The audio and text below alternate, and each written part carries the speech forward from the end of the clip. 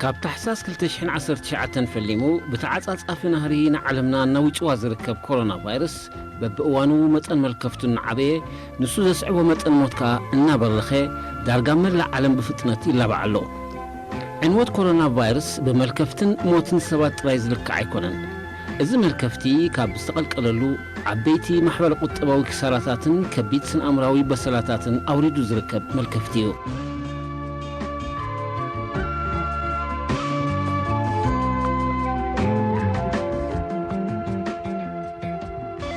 أبستفلالي حقرات ملكفتي كورونا فيروس قدمن دحرن مرآيو أتحيزو نمكتو استفلالي سقمتات كحنصصون كتكبرون ترأيهم انتو قنا متن نتحمام زمعبلون استلخفون سبات جن ببقوانو ناوسخك متصصن يحلو حتى زرقا حمل كفتي كورونا فيروس بخمي آتيو أبيت رأيو بينا بيلو كندي بصحيو زيكون بار نزي قلطف من لبعزن مقتا بولك سدرابيت كومن حبرة السبن انتاي سقمتي كوسدالو زبلي كون زقبو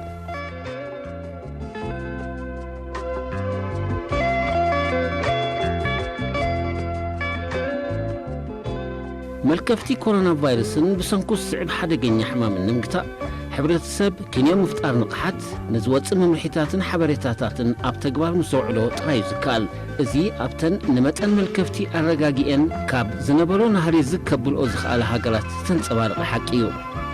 أب هاقرنا نملكفتي كورونا فيروس دون مبال متن حنبابيو مخلاف استفلالي وانوان ممرحيتات بمنسترت عنان مرحت هيمانوتن كواتوتن حمالو إذن ممرحيتات زياتهم نيمسل ويكمو يزكبر تبهيلهم زوجو زيكونو أبايتا كسعب نزغ الحدقان متن عنوتنا بقمة مؤتاو نقلطف تقواري زوج يوم ببقوانون نخل انتتات بقمة زأتو ممرحيتاتون كسعبو يوم أبتقباري زوم ممرحيتات زياتهم زخوان زيقا أب كل تسلقو بقدمي تساريعو أتقباري أقوس أقواسي قناحن تسلاون كخون زقبوي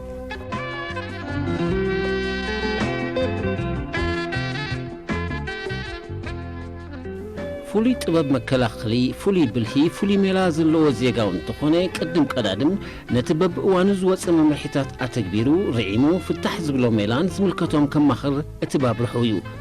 قداي كورونا فيروس قداي دحنت هاجرن حزبن سلازخونه ابز مدايزي ملسك يتوهبو عشش تباهيلو كحلف زيبلو قداي كنالو أفقدوا كمز زي جبر كمز انت زجبر كجبر نيرو النابلو ننجرات مأزونو أسحتهم نيات مورال فنانن حزبي كتشويو نايزهق مسوات بلا بيلويو أفتني جزيان زلو كنت قد مفتمي تمليسكا متنتانو مبخان جزيان زي مورالاوي تقبارنيو الزين هيوت كل فطر سب أب كبيد سقات أوريدو زركب فيروس نعنا سلمتاي نعناي قربنانيو إن بالكهز بمدنقار بحلنا عقب بحق دماز حتتيو ازي ملك دحرات زخونه بهلاتزي زخونه سنموغتاون امنتاون قبولنت يبلون مرحتي هايمانوت امنتات هاجرناون نزيوم زرعو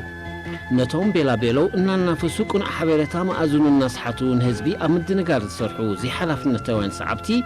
كم من نفاس يكون حبرتا كحيبون حزب دما كاب كمزيوم زامسلو حق سيبلوم تبارت زرباتات ازنو كخولن ممرحيتاتهم اقربهم ايوم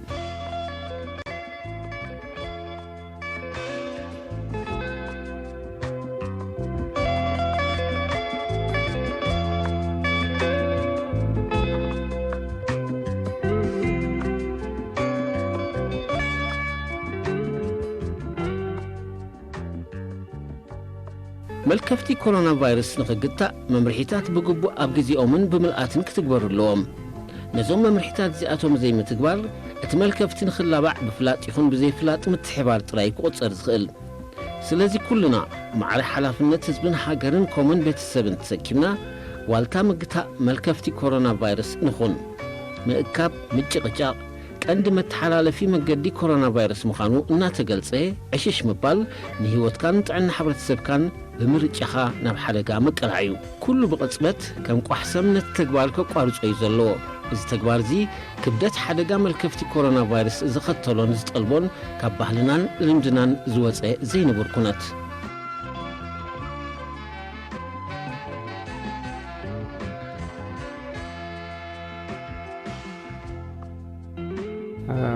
وشابه مالت حدا سب ኣብ ግዜ ተመሓላለፍቲ ሕማማት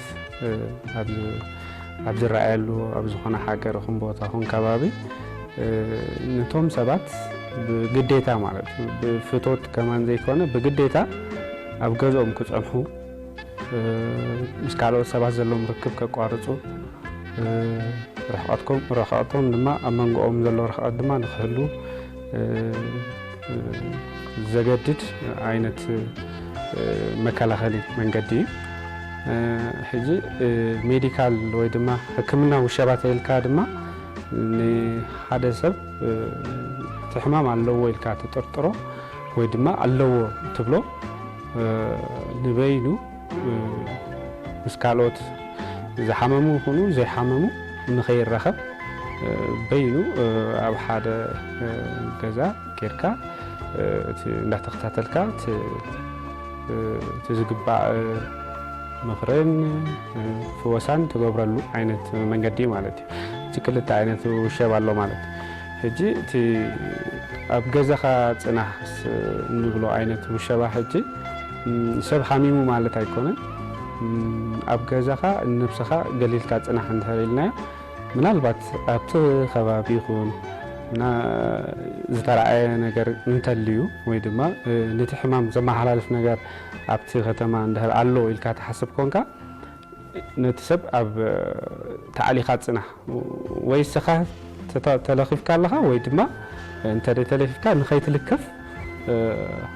እዚኣ ተሸግረላ ተምሃሮ ካብ መኣዲ ትምህርቲ ደው ዝበሉሉ ምኽንያት ምስፍሕፋሕ ኮሮና ቫይረስ ንምግታእ እዩ መጓዓዝያ ካብን ናብን ደው ዝበለሉ ምኽንያት ምስፍሕፋሕ ኮሮና ቫይረስ ንምግታእ እዩ ልዕሊ 10 ምእካብ ደው ዝበለሉ ምኽንያት ምስፍሕፋሕ ኮሮና ቫይረስ ንምቑፃእ እዩ መጓዓዝያ ምድሪ ባሕርን ኣየርን ደው ዝበለሉ ምኽንያት እውን ምስፍሕፋሕ ኮሮና ቫይረስ ንምግታእ እዩ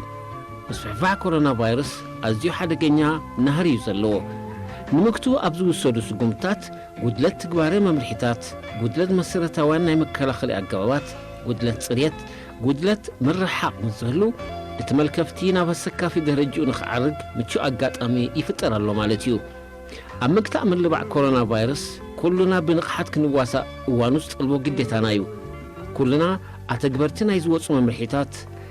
ጎስጎስትን ንትግባሪኦም ድማ ቀስትን ኮይንና ክንነጥፍ ይግባእ ምኽንያቱ ትመልከፍቲ ብመከላኸሊ ኣገባባቱ ጥራይ ምግትኡ ስለ ዘዋፅእ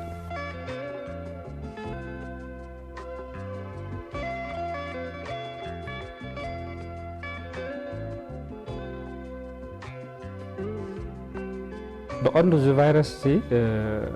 بكاباف زوج مطار فساسي اب مزراب اب مسعال ويا محنطاس يوصمو اوشت 1 متر اندهردا حد سب صينيو قلطفو نابو ناي ملغاب تخلو له معناتي سلازي اسو دما ل 1 متر اندهر صينيو دما نبت خبابي يزلو طاولا هون نتقاملو معخت كعل بخيل معناتي ስለዚህ አቡ አሊቡ ማለት ድማ ከከምቲ ናይቲ ተሕስቶ ናይቲ ንብረት ዛሕሊ ዘለዎ ተኾይኑ ራሕሲ ዘለዎ ተኾይኑ ይፈላለዩ ስለዚህ ከከምቲ ናይቲ ተሕስቶ ናይቲ ንብረት ካብ ሰዓታት እስካብ መዓልታት ገሊኦም 3 መዓልቲ ክጸንሑ ይኽእሉ ይብሉ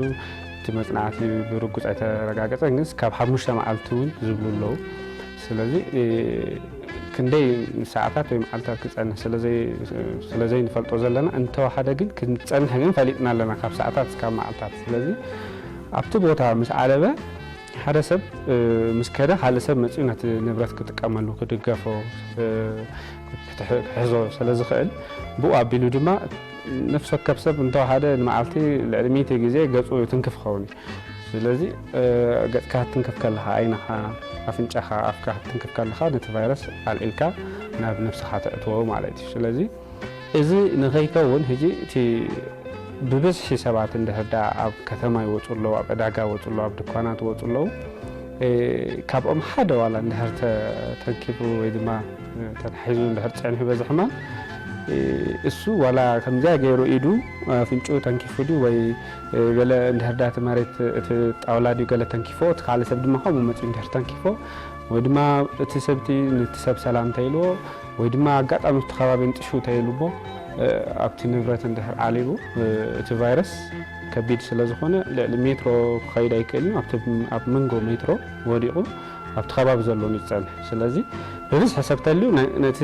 ቦታ ናይ ምትንካፍ ተኽእሎ ይልዕል ኣሎ ማለት እዩ ስለዚ እዚ እቲ ሰብ መፅኡ እንድሕር ተንኪፉ እሱ ድማ ገዝኡ ኸይዱ ከምኡ ገለ ዋላ ፅሬት ሃልየ እንዳበለ ኣብኣ መፅኡ ግን ሓደ ነገር ተንኪፉ ስከብታ ዝሕፀበላ ወይ ድማ ኣልኮል ዝገበላ ግዜ ንውሕ ብዙሕ ሰባት ክረክብ ክቀራረብ ንብራት ክሕዝ ካልኦት ሰባት ዝሕዞ ማኒላ ወይ ድማ ላት ናይ ማዕፆ ክኸውን ይኽእል መደገፊ ክኸውን ይኽእል ኣብ ባስተ ኮይኑ ዝተሓዝ ነገራት ኣብ ብዙሕ ቦታታት ስለዚ እዚ ንወዲ ከምዚ ስለ ዘሎ ሰባት ኣብ ገዝኦም ተፀኒሖም ገዝኦም ቀዳማይ ብፅሬት እዮም ዝሕልው ዝኾነ ሰብ ገዝኡ ብፅሬት እዩ ዝሕልው ፅሬት ኣሎ እንተወሓደ ፅሬት ኣሎ ካልኣይ ርክብ ምስ ካልኦት ሰባት የብልናን ኣብ ገዛና ተሊና ንሕና ኢና ንሕና ድማ ደቅና ኣሕዋትና ብሓንሳብ ኮይና እተን ናይ ምክልኻል መንገዲ እንድሕር ብግቡእ ተጠቒምናየን ኣብ ዝኾነ ተተንኪፍና እንዳተሓፀብና ንብል እድል ንረክብ ካልእ ሓንጎልና ኸማን ብካልእ ነገር ቢዚ ስለ ዘይከውን ኩላታ ሓሳብና ብዛዕባ እቲ ሕማምን መከላኸሊ መንገድታትን ስለ ዝኸውን ኣብ ገዛ ክንከውን ከለና ሞር ነቲ ትግባራ ይዕድመና ማለት እዩ እቲ ናይ መከላኸሊ መንገዲ ክንትግብር ማለት እዩ ስለዚ ኣብ ገዛ ዋላ ኮንካ ዝኾነ ተተንኪፍካ ትሕፀብ እቲ ጣውላኻ ድዩ ገለ ድዩ ድማ በቲ መፅረይ ፈሳሲ ጌርካ ኣልኮል ክኸውን ይኽእል ዲቶል ክኸውን ይኽእል በረኪና ክኸውን ይኽእል ኣቀናቢልካ ትፍሉል ትኽእል ማለት እዩ ከምዚ ጌርካ ትሕልዎ ሕጂ ኣብ ልዕሊ 10 ኣይትተኣከቡ ዝበሃል ዘሎ ንምንታይ እዩ እንድሕር ልዕሊ 10 እንድሕር 10 ኸማን እንድሕር ተኣኪቦም ብሓንሳብ እንድሕር ኣብ ሓንቲ ጠረጴዛ ጣውላ እንድሕር ተኣኪቦም እዚኦም እውን ተነቃፊ ሕማም ካብ ናብን ከተመሓላልፎ ትኽእል 10 ኮይኖም ግን እንተወሓደ ካብ ሜትሮ እስካብ 2 ሜትሮ እንድሕር ተረሓሒቆም ምዃት ዝግበር መከላኸሊ መንገድታት ዝበሃል ዘሎ እንድሕር ብግቡእ ተግቢሮሞ እቲ ክሳለጥ ዝግብኦ ስራሕ ክሳለጥ ይኽእል ማለት እዩ እቲ ድኳናት ምዕፃው ቤት ቁርሲ ምዕፃው ኢንተርኔት ካፌ ምዕፃው ድማ ንዓና እዩ ንምንታይ ኣብኡ ክንደይ ኣብ ሓደ ድኳን ክንደይ ሰብ ይመፅእ ኣብ ሓደ ቤት ቁርሲ ክንደይ ሰብ ይመፅእ ኣብ ሓደ ኢንተርኔት ካፌ ክንደይ ሰብ ይመፅእ ሕጂ መን እዩ ሃሚሙሎ መን እዩ ዝሓመመ ኣይትፈልጦን ስለዚ እቲ ሕማም ካብቲ ዝሓመመ ናብቲ ዘይሓመመ ንኽለግብ ናይ ግድን ናይቲ ሰብ ምሕላው ዘይኮነ ዘድሊ ናይቲ ንብረት ምሕላው እዩ ዘድሊ እቲ ንብረት ተልዩ እንድሕር ተንኪፎ ፀንዩ ሓደ ሓዱሽ መፅኡ ድማ እንድሕር ተንኪፎ ቀሲሉ ድማ ብዓይኑን ብኣፍንጩን ብኣፉን እንድሕር ተንኪፎ ናብኡ ክዓቱ ስለ ዝኽእል ስለዚ ብዝተኻለ ኣብ ገዛ ኸውንካ ዝሓሸ መከላኸሊ መንገድታት እንዳተጠቐምካ እቲ ግዜ ንሓፂር እዋን እዩ ዝኸውን ከተሕልፎ እዩ እቲ ዝሓሸ ማለት እዩ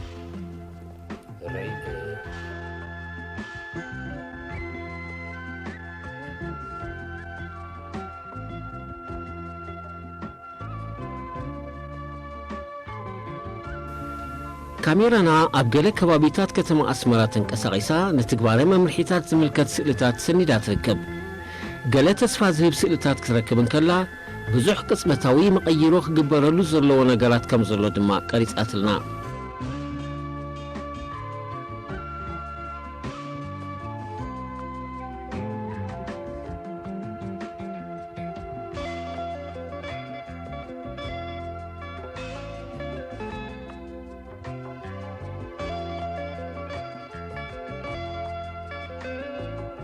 handabet kullu ነገር ትውስን ስለዚህ ቃል ይምበር ትን ዝግባእ ነገራት ከግበራ ምዃነን ፍሉጥ እዩ ሕጂ እቲ ሙሻብ እቲ ጠቕሙታቱ እንድሕር ተረዲእና ሰብ ከማን ንነፍሱ ጥራሕ ዘይኮነ ንከባቢኡ ንሓገሩ የበርክት ከም ዘሎ እንድሕር ተረዲእዎ በዓሉ ከማን ክወፅእ ኣይደልን ካብ ገዝኡ ማለት እዩ ስለዚ እታ መስርሕ ክትቀጽል ማለት እዩ ንሰብ ድማ ካብቲ ዝነበሮ ባህልን ልምድን ብሓሳብ ከተውፅኦ ኣሸጋሪ ስለ ዝኾነ በብግዚኡ እንዳረኣኻ እቲ ዘሎ ሳዕቤናት እንዳረኣኻ እንዳፍኮስካ ንምኻድ ተባሂሉ ዝግበር ዘሎ እዩ ስለዚህ ሰብ ድማ ቀልጢፉ እቲ ዝበሃል ዘሎ ክትግብር ንምሕፃን ማለት እዩ ሓደ ሰብ ኣብ ገዛ ክውሸብ ከሎ በይኑ ይኮነን ዝውሸብ ሕጂ እቲ ፅቡቕ ነገሩ ናትና ስድራ ቤታዊ ናብራ ዘለና ሰባት ኢና ምስ ኣዲኡ ክራኸብ እዩ ምስ ጓሉ ክራኸብ እዩ ምስ ሰበይቱ ክራኸብ እዩ ቅድሚ ሕጂ ኣብ ስራሕን ኣብ ብዙሕ ቦታታትን እቲ ሰብ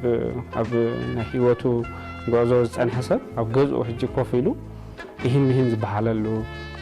ሂወቱ ዘመዓራርየሉ ንመፃኢ ፕላናት ወይ ውጥናት ዘውፅኣሉ ቆልኦት ተልዮም ቆልኦት ከመይ ጌርካ ትምህሮም ከመይ ጌርካ ምስ ዘሎ ኩነታት ትቆፃፀሮም እዚ እስኻ ድማ ብኸመይ እቲ ነፍስኻ ተዓሊ ንመፃኢ እንታይ ክትገብር ከም ትኽእል ፕላን እንዳውፃኻ ወይ ውጥን እንዳውፃኻ ኮፍ ኢልካ መፅሓፍ ዝንበብ ተልዩ እንዳንበብካ እቲ ብዙሕ ጥቕሚ ካብ ጉድኣቱስ ጥቕሙ ይበዝሕ ኣብ ገዛኻ ኮፍ ምባል ማለት እዩ ኢለ ዝሓስብ ኣነ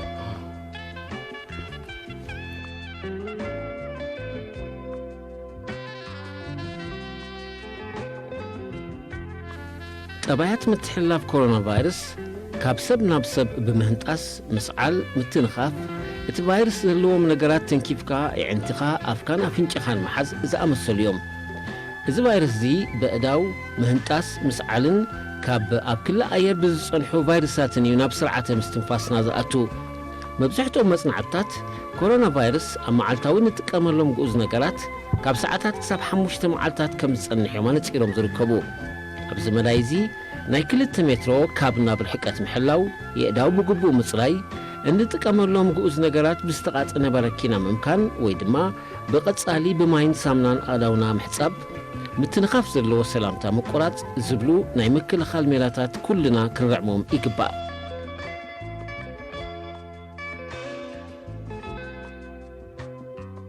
ሓደ ሰብ ክልተ ሰሙን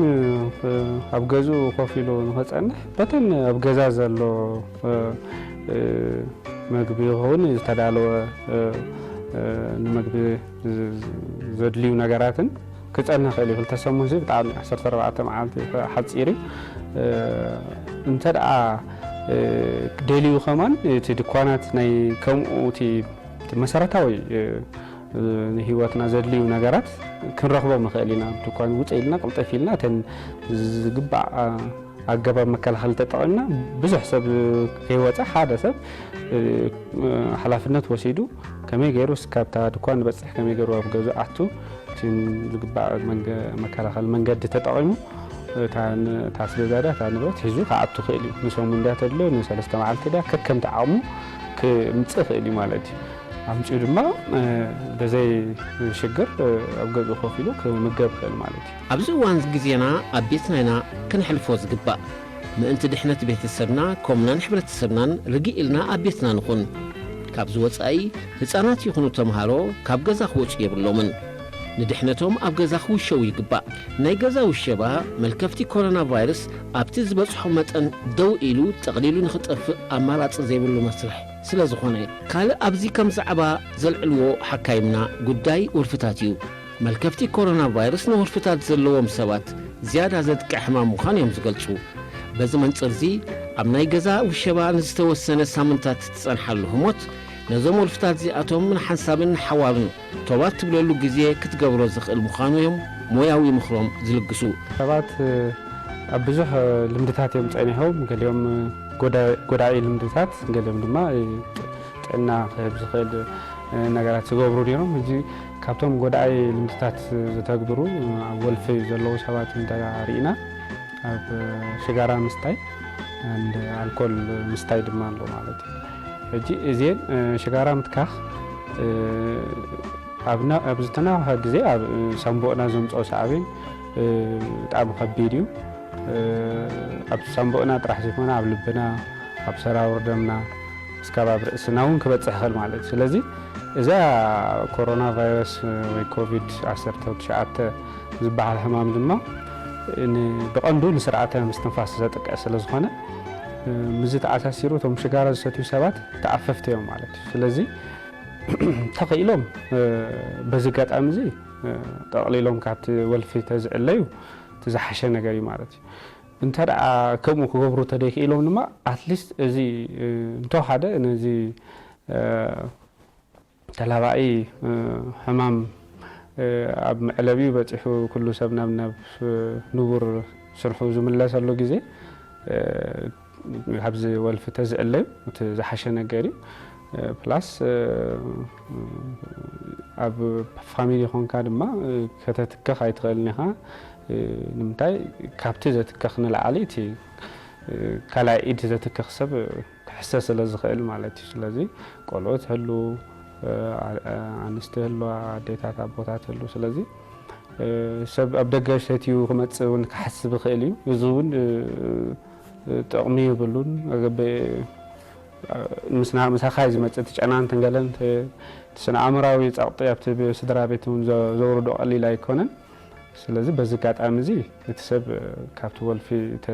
تزناقف زحشيو أما استوون كمو بس تنتاي زقبر أب تعلم كبدي أب كاس أب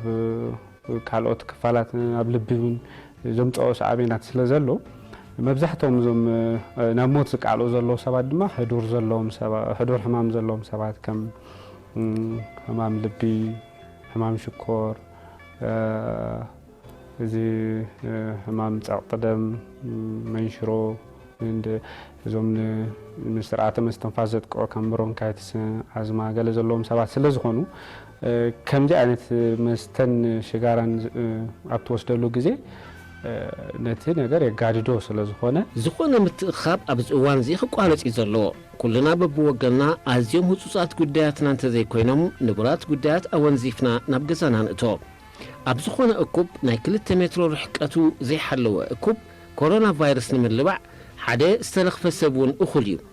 نتي سبستنكفو نجر مسنة تنكف كورونا فيروس تنكفنا لنا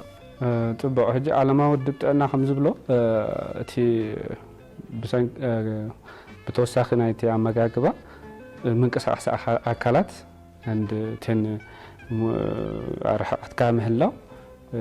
تي سلام زي ما بحال تي